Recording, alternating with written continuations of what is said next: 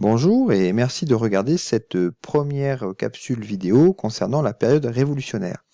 Nous sommes dans le cadre de la partie 1 sur l'histoire du XVIIIe siècle, à l'intérieur du chapitre 3 qui concerne la période révolutionnaire et impériale en France, commençant en 1789 et se terminant en 1815. Cette capsule vidéo a pour objectif d'évoquer ici le déroulement chronologique de la période révolutionnaire, c'est-à-dire l'évolution des régimes politiques entre 1789 et 1815.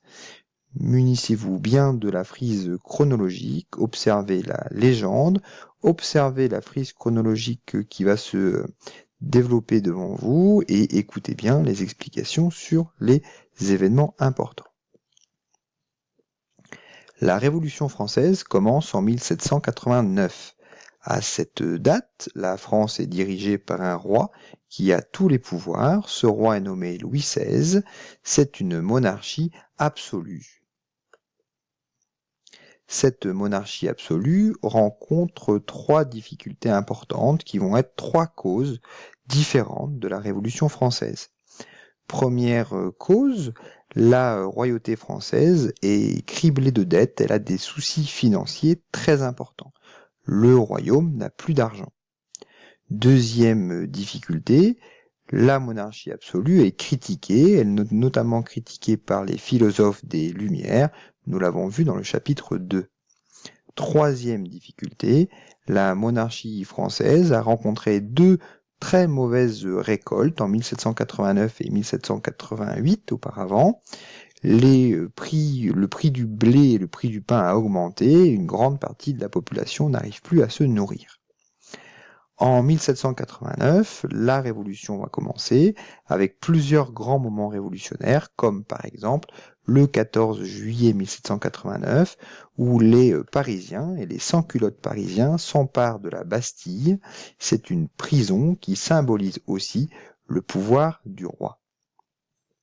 À partir de 1789, si le roi dirige toujours, il n'a plus tous les pouvoirs, ce n'est plus une monarchie absolue, c'est une monarchie constitutionnelle.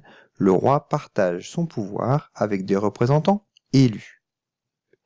La confiance dans le roi va petit à petit s'éroder, petit à petit disparaître, notamment en juin 1791, quand le roi essaye de fuir le royaume de France, qu'il est reconnu et ramené de force à Paris.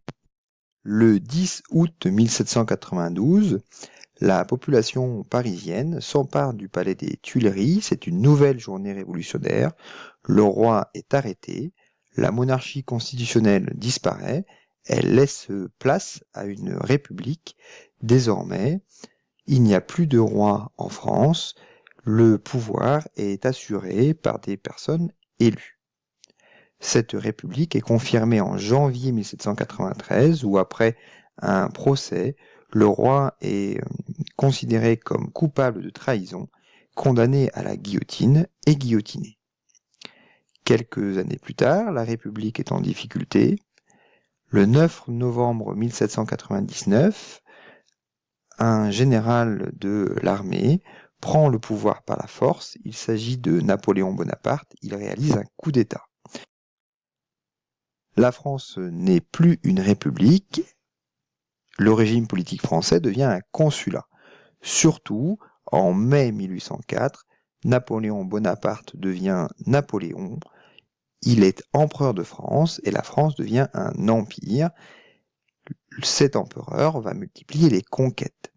Cet empire s'achève avec la défaite de Waterloo en 1815.